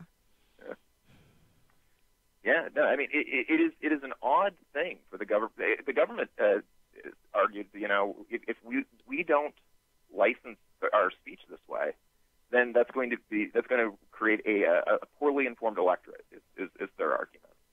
But what they're really doing is they're choking off and depriving the electorate of these types of messages. I mean, we put this in our papers. The actual cost of carrying the government's message is quantifiable. It's thousands of extra dollars to run the radio and television communications they wanted to run if they wanted to run the script that they had, but then also have to mouth the government's language. I'm not really using the word tax on speech in a very euphemistic way. It more or less is, and it's and again, this is going to be the future of campaign finance law unless these things are arrested now. This will eventually become the federal model. So aside from Massachusetts and then the state that you just named that is like, oh yeah, let's jump on that bandwagon, are there any other cases that you're aware of across the country where this has been upheld, or is there any precedent for this? Because I don't understand where they thought this might be okay. It's kind of delicately funny, actually, because North Carolina adopted a similar model, requiring you to go up, give this government directed script, and the legislature, after just one round of elections with this, realized this is a terrible idea and repealed it. And how political campaigns will often file ethics complaints against other political campaigns because everybody's terrible. Somebody didn't properly mouth the script correctly, and so somebody filed an ethics complaint against that campaign. And 6 years later, 3 years after the law had been actually repealed, an appellate court in the state of North Carolina, not even a federal court, said, "Oh, this looks fine. We think this is constitutional," because the people who had received the ethics complaint said, "Well, you can't fine us for an ethics violation for not complying with an unconstitutional law." And the Commonwealth of Massachusetts pointed to that case, and so did the federal judge denying us the TRO. But other than that, all of the available precedent, the Supreme Court, even a case in the Ninth Circuit from 2004 called where the ACLU Nevada sued, generally says states can't do this. But this particular type of law has never been challenged before the Massachusetts Fiscal Alliance decided to take it on. Well, I'm glad you're on the case. I have to say, I'm glad you're yeah. We need you on the case, and then we also, I guess, we just have this. There's this. We need people to understand what the Constitution says about free speech. If people understood that, they wouldn't make laws like this. Like they would say, "Oh, we can't make a law like that because that's unconstitutional." This is a direct result of people not understanding our rights under the Constitution. Mm-hmm. Well, and then the other thing that I found in my experience in litigating these types of cases is the government always says, well, if revealing this information or compliance with this law caused there to be threats, harassment, reprisals by private actors or the government against your donors, well, then you could come and ask for an exception. And I find that so odd, one, because the exception is never given for the most part. But two, it's post hoc. That they want you to mouth the government's words, publicize private information about your donors, and then on the off chance that somebody decides to take matters into their own hands and somebody gets hurt, then and only then can you maybe not have to comply with the law that harmed you in the first place. It's precisely the opposite of the way these types of government acts should work, right? The government should have the onus of proving that its law won't harm anybody, not us saying that, well, you know, in the absence of some other extraneous harm, then we don't have to. Then we have to comply with the Constitution. It's an argument that the government makes, and a lot of times it's unfortunately accepted in courts and by state legislatures. Well, we got to put a stop to that. But that's why we have the Institute for Free Speech. Your website is ifs.org.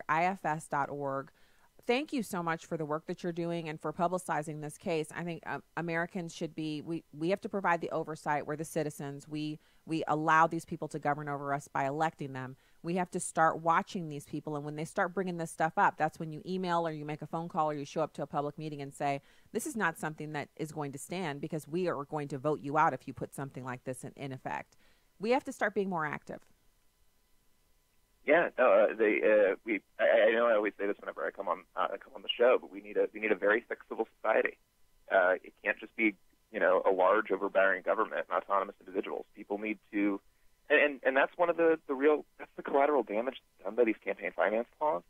When they make it harder for people to organize and talk about policy, what they're really doing is they're breaking apart the bonds of civil society that connect us to one another and leaving us all in sort of listless, atomized view of individuals with no connection to one another. I mean, I'm overstating it somewhat, but it does damage to that.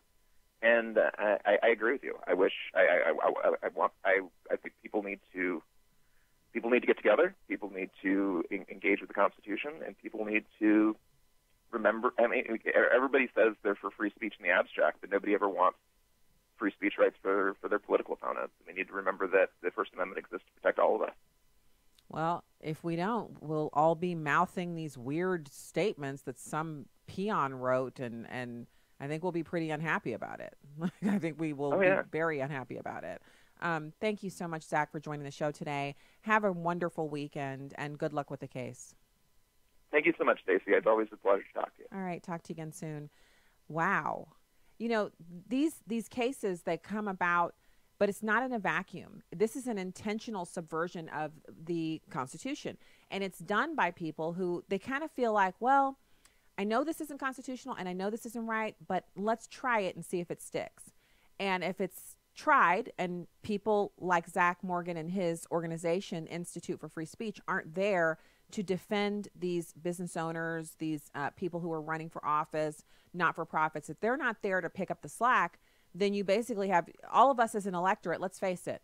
If you are one of those beautiful people who you have a life and you listen to radio during the day, but the majority of your time is not spent reading the Drudge Report and the Daily Caller and Daily Wire, and you know you basically you have a life, then you're not going to be paying close enough attention to realize that this is going on, and that's what they're counting on. So I find that I'm constantly striving for the middle, which is a balanced life that is not all politics, but is not completely devoid of politics, so that we can provide some oversight. And I know for me, you know, obviously this show is national. We do a lot of national politics. We also do as much as we can from Missouri when it is, you know, impactful on the national scene.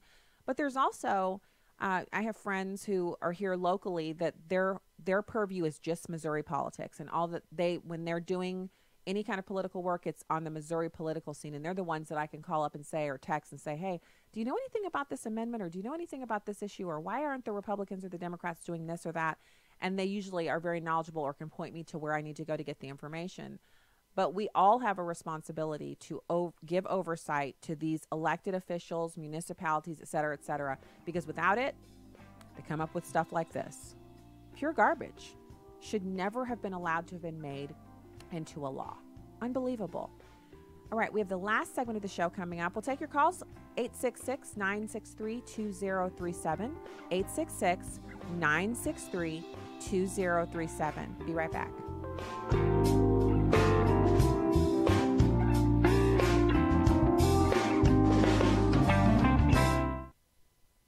We live in a day when America's families are under attack like never before. Buddy Smith, Senior Vice President of the American Family Association. The war against biblical principles rages on numerous fronts. The internet, Hollywood, Washington, D.C., America's corporate boardrooms, and the list goes on.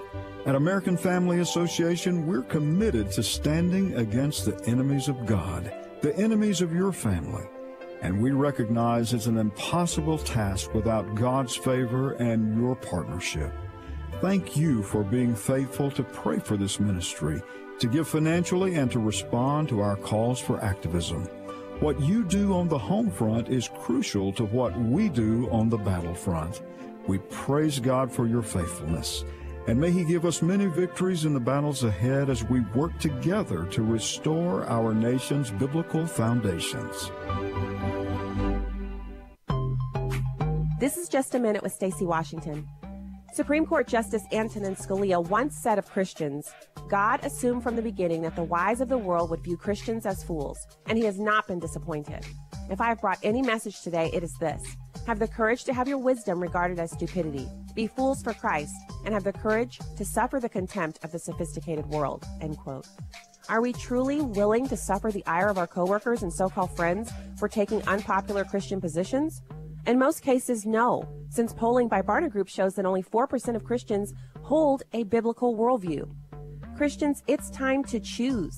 Scripture says we can only serve one master. If we are to truly impact our nation for Christ, we must repent of our sins and turn away from them for good.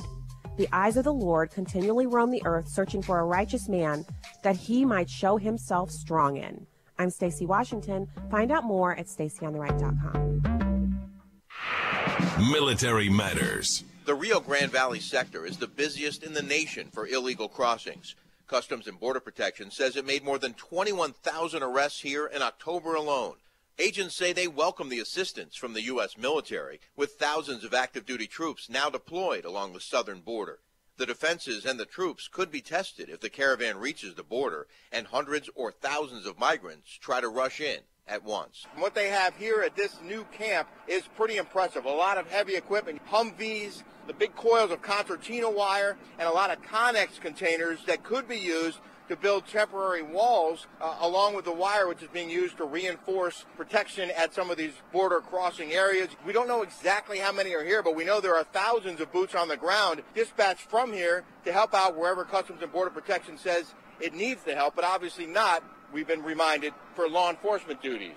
Rick Leventhal, Fox News. You can download episodes of Stacey on the Right from the podcast page on AFR.net or UrbanFamilyTalk.com. Now, back to the show on American Family Radio and Urban Family Talk. Look, I think if the president can set up 2 years of Nancy Pelosi presiding over crazies, that'll help him. But I think his bigger interest is, what does he want to get done for the country? What does the country want Washington to get done? And to the degree that, and I will give Bill Clinton credit, he brilliantly would come back on Medicare, Medicaid, environment, and education. No matter what you ask him, he'd come back and say, I'm really working hard on all these things, and I don't have time for all that stuff. And he gradually built a contrast that got him reelected in '96, even though he'd had a terrible off-year election. If the president focused on being president, right, I think that as opposed to being the leader of the opposition party to Nancy Pelosi, well, of course they'll fight back. And I have no idea what he's going to end up doing. I think that there are a lot of good lessons to learn out of the election that we just had. I think the president is serious about getting reelected, but he's also serious about being a historic figure. If you look at what he's done with judges, what he's done with deregulation, what he's doing with North Korea, the president wants to be more than just a sparring partner with left-wing Democrats.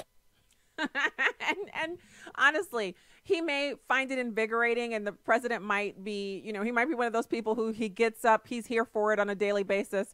But I also see in him a desire to get the things on his list done. And if you're one of those people, if you're a list person, you know what I'm talking about. You know how it is. You get your list and you start crossing stuff off. And as the day wears on, you start looking at that list and thinking, am I just not going to make this list? Like, am I not going to get this done? And it becomes, the frustration starts to drive you to, you're moving things around. You're like, this is something I can truncate to get finished because I got to get it checked off because I got to get to these last items. Items that carry over from the day before are infuriating. It's like it's like something that's beating you. It's winning and you're losing. You have to get it off your list. So I believe the president has that same attitude. And of course, there's an eye towards the legacy. You want the presidency to be viewed positively afterwards. President Obama certainly has been concerned about his legacy. That's why he keeps popping up, making these comments about how he's the one who's responsible for the economy. And things weren't really as bad as he keeps saying. And Donald Trump's a liar because he's saying bad things about my presidency. And y'all remember, it was hope and change. It was good, y'all. Remember, I used to slow jam the news. I was awesome. You guys loved me. Don't listen to this guy. He's concerned about his legacy, too. So we got a couple quick things to run down. First of all, President Trump has actually made an announcement that he's tightening asylum claims at the border. And I want to get the truth out to you so you have it under your belt for when people start getting triggered. Basically, the president is using the authority granted to the executive by Congress to bar aliens who violate a presidential suspension of entry or other restriction from asylum eligibility. So Acting Attorney General Matt Whitaker is saying that the intent of this policy move is to funnel Central American migrants to legal ports of entry for an expedited process. It is also to get this through their heads that you're only an asylee if you accept asylum from the first country that offers it. Any person who has refused asylum from the country of Mexico is no longer an asylum seeker. They are an economic migrant, and we have no responsibility to take them in. Get triggered. I don't care. I don't care. It's not about credible fear. If you say credible fear now, it's not the magic word that gets you into the interior of the country. And these people are going to have to stop coming in illegally. In other words, if you come in here illegally, you've just destroyed your ability to apply for asylum. And people need to start applying for asylum at our ports of entry and other centers that we have, asylum centers that we have placed in Mexico, not just coming straight to the border and crossing illegally. It's just not going to work anymore. Now, of course, that this will be challenged in a court of law, and I hope it does so they can take it to the Supreme Court so we can banish this idea forever. Stop acting as if Donald Trump, as President Obama had, as President Bush had, like none of this has anything to do with his purview as president of the United States. Immigration comes within his purview. We were mad about it when Obama was president, and now y'all are mad about it because Trump is president. Welcome to reality. Now, there's another thing that happened. It was on the top of Drudge today, and it's Michelle Obama. Michelle Obama has written a book, and in it, she is talking a lot about Donald Trump. She doesn't like Donald Trump. And remember, this is the same woman who said she'd never been proud of America until her husband was running for president. She'd never been proud of this country until her husband was the president. Now, I got a lot of problems with that. Like, I have so many major problems with that. We don't have the time left in this program for me to fully articulate my problems with that. You know what? If you have a problem with it, call me. Let's talk about it. 866-963-2037. 866-963-2037. In the book, she talks about how she had a miscarriage and they used in vitro fertilization to conceive their 2 daughters. Now, I think that's a poignant story about ways that they were able to use in vitro fertilization and reproductive technologies that are cutting edge here in America to create the family that they longed for. And that's a beautiful story. I have no problem with that. And I also don't have a problem with her taking it to Donald Trump in her book. That's her right to write a book about whoever she wants, whatever she wants. She also blames Donald Trump for what she felt was putting a target on her family's back because he was questioning the validity of the birth certificate that Barack Obama had. But was Donald Trump the initiator of that story? Where did he get it from? Why was it in the media at all? Hillary Clinton and her surrogates put that out there during the primary campaign. The fact that Donald Trump took it and ran with it, I mean, she could be mad about it, but she needs to also take the person who initiated the story to the woodshed. And if you notice, she doesn't do that because Michelle Obama knows better. She knows better than to attack Hillary Clinton. She knows better. Yes, I said it. Michelle Obama knows her place in that party that she's a part of, and it is below Hillary Clinton. In the pecking order, She may be a Michelle Obama. She may be gearing up for 2020. Who knows what she's doing? But she knows she's not going to criticize Hillary Clinton in a book. How about that? I mean, prove me wrong.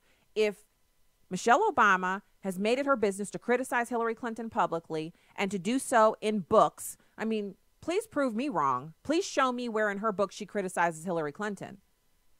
Hillary's husband said that Barack Obama was clean and articulate, but would have been serving us coffee just a few decades ago. So, I mean, please miss me with what Donald Trump said.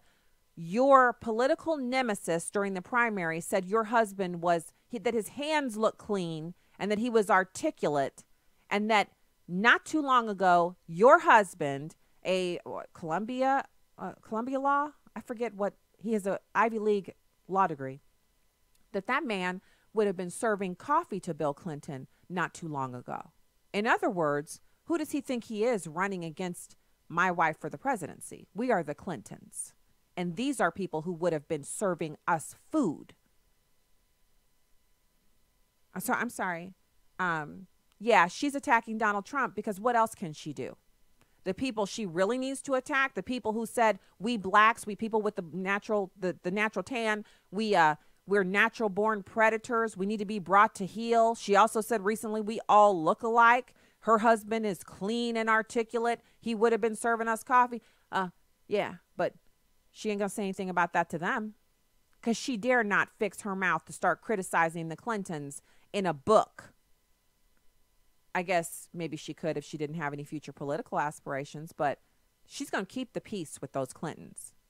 So, whoever it is that you can't criticize, that's who owns you. Whoever you can't criticize, that's who's your real master. So while you're sitting up hurling bombs at Donald Trump, who honestly could not care less about you, hadn't thought about you in a long time, isn't worried about you, but you're over there, tossing your little hand grenades. But the people who are really, really tearing you down and running you down in the background, you don't dare criticize. So, yeah, I said it, get triggered. You're going to be all right because, I'm telling the truth. It may be upsetting, but it's the truth. I know somebody's going to email me and say, oh, your husband must have it so hard because you have such a bad attitude. I don't have a bad attitude, and my husband doesn't have it hard. He absolutely enjoys being married to me as I enjoy being married to him. I find it so comical that people think that what I talk about politically has any bearing on what my marriage is like or how I interact with other people. I'm telling the truth to you, and if you don't like it, it has zero to do with my marriage or whether or not I'm cooking dinner tonight or anything like that. It has to do with the fact that you can't criticize the Clintons either. If you're a Democrat, you can't say anything about them. They can say whatever they want to about you and your permanent tan and your clean hands and your articulate talk and the fact that you should be serving coffee, because that's the insinuation. He would have been serving coffee to us a few years ago, and he should still be serving coffee to us now. Who does he think he is? He's kind of uppity, isn't he? You can finish that off. You can finish it off because you've heard it before, because you know what it sounds like when somebody has a chip on their shoulder and they think they're better than you. And that's the Clintons. So before you start addressing the speck in Donald Trump's eye, why don't you address the beam in your own eye, which is that you are actually a part of a political party that thinks you are no better than a dog. You look alike all the other people from your ethnic background, and that in that big scheme of things, you should go get the coffee because you shouldn't be running for political office. You shouldn't be doing anything outside of what they think you should do. You victim, you person who cannot take care of yourself. That sounds kind of racist to me. Only it's not Republicans saying it. Well, Heidi ho. Are we awake? Are we alive? Is a pig about to fly through my window? Is that what's happening right now? Oh, yeah, because it's always the Republicans who are racist. It's Donald Trump who's a white nationalist, but we've never heard him say anything like that about black people, have we? He never said we were natural-born predators, did he? He never said we need to be brought to heel. But anyway, just whoever you can't criticize, okay? Whoever you can't talk about, that's who is in charge of you. Yes, that's what I said. So, last story for today. I'm there, and there's so much, but we're not going to get to all of it today. And we'll be back. We'll have more to talk about. So, a judge has actually, going back to the recount, this is getting juicy. A judge has actually just ruled against Broward County that somehow, this judge has ruled in Governor Scott's favor in the Broward elections records request.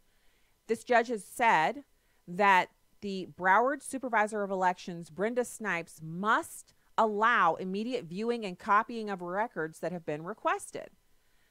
And it has to be completed by 7 p.m. today. So the saga continues, y'all.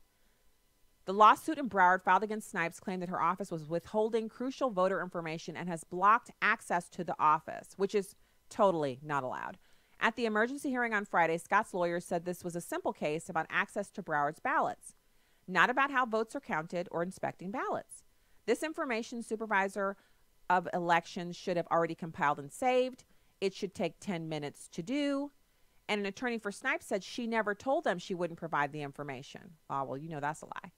Snipes' attorney noted that the records request was made just 26 hours before, and an information request was fundamental to count the vote. Snipes' attorney added that Scott didn't believe Snipes was moving fast enough to finish the vote tabulation. There's a second lawsuit by Governor Scott. He believes he's actually filed a lawsuit against Palm Beach County Supervisor of Elections Susan Butcher, accusing her of refusing to allow Scott's representatives to personally witness the ballot counting, also against the rules. The suit also accuses Butcher of keeping the county canvassing board from performing its duties. Okay, so this is actually good news because it's not. He's not saying the records aren't valid. He's saying if anything, you have to allow access according to the law. Now, once they've had access, they may call the validity into question. But this is a simple, this is the easiest kind of case for a judge to have come before them when it comes to these emergency rulings, which is, what does the law say about access for viewing while they're doing these counts? Does it say you have to give access, or does it say you are allowed not to give the access? The law says you have to give access, so that's why the emergency ruling goes in Scott's favor. Now the next step is to question the validity of the votes as they're watching the counting go on. I think that's fantastic. It's good news. It's great news to end the show on. I'm not looking for a specific result. I'm looking for valid election results that have not been skewed or tampered with by fraudulent means. That's all we're looking for here. So that's fantastic. Excellent news. Up next, and I want to give you a preview for next week. Tuesday, we're going to be speaking to Carol Markowitz. She's been on the program a few times before. She's a columnist for the New York Post. We also have on tap for you. Well, I want to say, I don't know about you guys, but are you now starting to get your menus ready for Thanksgiving? We are. I'm starting to get requests from the kids. The children are starting to make requests. Oh, I'm here for it. I'm going to make all the stuff they ask for because it's Thanksgiving. So it's coming up. You guys have a fantastic weekend. Good evening from the Heartland. God bless you. And I'll be back with you next week.